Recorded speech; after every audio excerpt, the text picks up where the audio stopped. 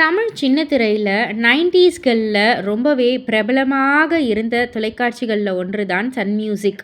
இளைஞர்களை கவரும் வண்ணம் விதவிதமான நிகழ்ச்சிகள், ட்ரெண்டிங் பாடல்கள் அப்படின்னு சொல்லிட்டு சன் மியூசிக்குன்னு ஒரு மிகப்பெரிய ஃபேன் பேஸே இருந்தது. எல்லாருக்குமே தெரிஞ்ச ஒரு விஷயம் தான்.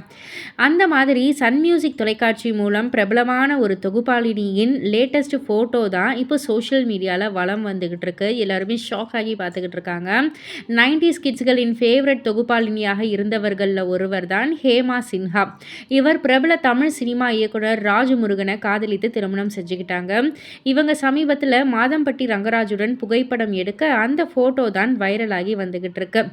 புகைப்படத்தை பார்த்த ரசிகர்கள் அட தொகுப்பாளினி ஹேமாவா இது அப்படின்ற மாதிரி வியந்து பார்த்துக்கிட்டு இருக்காங்க.